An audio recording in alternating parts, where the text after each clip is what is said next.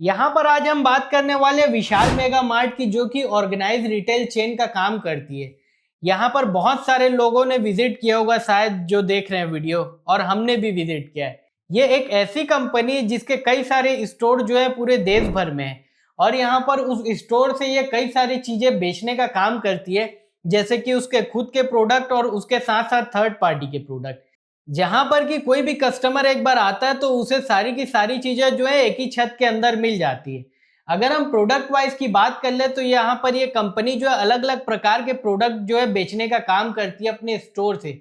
जैसे कि मर्चेंडाइज की बात करें, हैट की, कपड़ों की, एफएमसीजी प्रोडक्ट की और कई सारी चीजों की, जिसके कारण कि यहाँ पर कोई व्यक्ति जाता है उसको सभी सारी चीजें जो है मिल जाती है। ये कंपनी का मेन फोकस जो है मिडिल क्लास कस्टमर की एस्पिरेशन और उसके डेली नीड्स के लिए बनाया गया है, और उनकी डिमांड को केटर करने के लिए।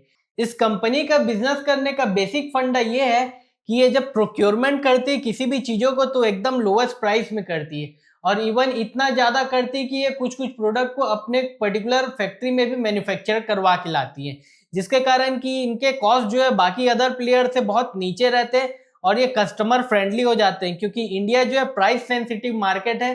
तो यहाँ पर इनका जो विजन है वो ठीक बैठ जाता है। ये जो बिजनेस एक्टिविटी हो रही है ये एक मिडिल क्लास एस्पायरिंग एंटरप्रेन्योर की है, और खास बात यह है कि इनको जो है अपने 4 साल में पोलियो हो चुका था। इनका नाम है रामचंद्र अग्रवाल। इनकी जर्नी की बात करें तो ये एक लोअर मिडिल क्लास फैमिली से बिलोंग करते थे, कलकत्ता साइड से। यहाँ पर अब हम बात कर लेते हैं इस कंपनी के टेक्निकल एनालिसिस की। विशाल मेगा मार्ट की आईपीओ की बात कर ले तो वो हाल फिलहाल में है, जिसके कारण कि इसके प्राइस के इंफॉर्मेशन ज्यादातर अवेलेबल नहीं है, लेकिन जितना है उतने में ही हम इसके बहुत अच्छी तरीके से एक्सप्लेन करके बताते हैं। तो जैसा कि आप लोग इस कंपनी के शेयर प्राइस को देख पा रहे होंगे, ये ऑल टाइम हाई के नजदीक में है। इसी के साथ साथ इस कंपनी का शेयर प्राइस जो है 20 पीरियड मूविंग एवरेज के ऊपर है, यानी कि ये इसे मोमेंटम में बताता है। इसके साथ साथ आप अगर आरएसआई की बात कर ले तो उसका लेवल भी लगभग लगभग जो है 70 के आसपास है, यानी कि उसकी वैल्यू। और आरएसआई भी जो है अपने 20 पीरियड मूविंग एवरेज से ऊपर है, यानी कि ये भी मोमेंटम को कंफर्म कर रहा है। इसके साथ ब्लैक लाइन से हमने रेजिस्टेंस को बताया, उस कंपनी को भी ये अच्छी तरीके से बर्ज करके बढ़ रही है। फिर यहाँ पर आप अगर ग्रीन कलर की बड़ी सी बार देखें वॉल्यूम की, तो ये बताने की कोशिश कर रहा है कि यहाँ पर इंस्टीट्यूशन यानी कि संस्थागत निवेशकों का अट्रैक्शन हो चुका है, जिसके कारण यहाँ पर जो है तेजी देखी जा रही है। इसके साथ हम शेयर होल्डिंग की बात कर ले, जो कि मोमेंटम का एक पिक्चर बताने की कोशिश करता है कि आगे इसमें मोमेंटम चलेगा कि नहीं करके। जैसा कि आप लोग देख पा रहे होंगे, यहाँ पर हमने शेयर होल्डिंग को बहुत अच्छी तरीके से डिनोट करके बताया। प्रमोटर ने हाल फिलहाल के कुछ क्वार्टर में जो अपनी शेयर होल्डिंग को घटाई है, जिसको कि हमने रेड कलर के डाउन साइड से दिखाया। इसके साथ साथ जब प्रमोटर ने अपनी शेयर होल्डिंग घटाई है तो पब्लिक की शेयर होल्डिंग बढ़ी है, जिसको कि हमने बढ़ते हुए रेड कलर के एरो से डिनोट किया है। फिर यहाँ पर पब्लिक में हम एफआईआई और डीआईआई और रिटेल की बात कर ले, तो यहाँ पर अगर आप एफआईआई की बात कर ले तो इसे 2 प्रकार के एरो से दिखाया हमने ग्रीन कलर के। यहाँ पर सिग्निफिकेंट जंप दिख रहा है। उसी के साथ साथ डीआईआई की बात कर ले तो इन्होंने भी बहुत गजब क्वांटिटी में माल बाय किया है।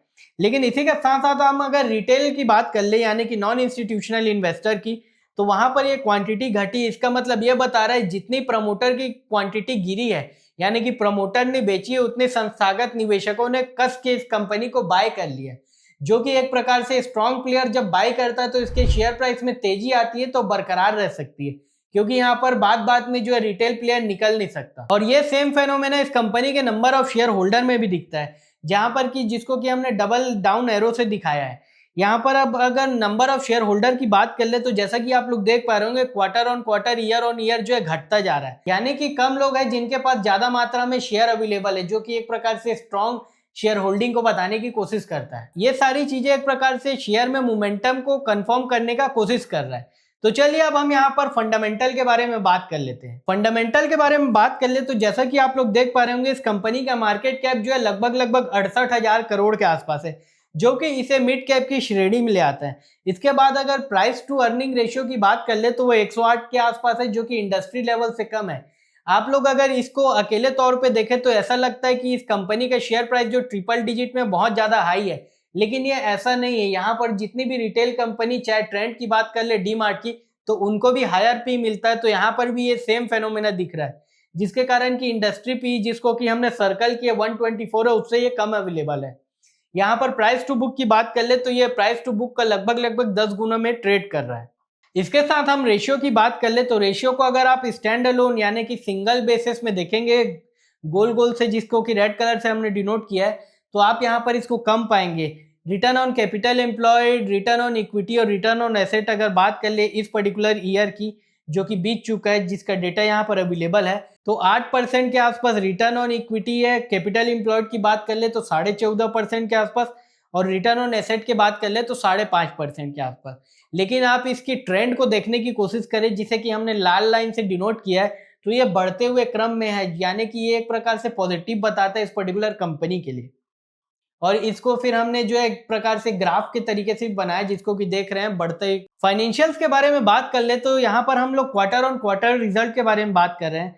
तो जैसा कि आप लोग देख पा रहे होंगे यहाँ पर फिर से हमने जो है वाटर मार्क का उपयोग करके दिखाया है। रिवेन्यू जो है क्वार्टर ऑन क्वार्टर बढ़ी है और ऑपरेटिंग मार्जिन भी बढ़ा है, इसके साथ साथ ऑपरेटिंग प्रॉफिट भी बढ़ा है, जो कि एक प्रकार से पॉजिटिव बताता है। लेकिन आप अगर दिसंबर 24 से कंपेयर करें तो वो थोड़ा डाउन दिख रहा है। तो यहाँ पर आप same phenomena profit after tax में भी देख रहे होंगे, पिछले क्वार्टर से बढ़ा हुआ दिख रहा है।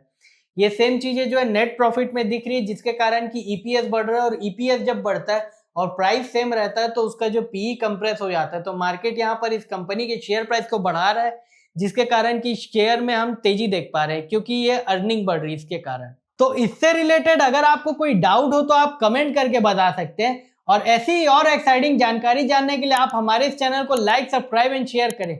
धन्यवाद।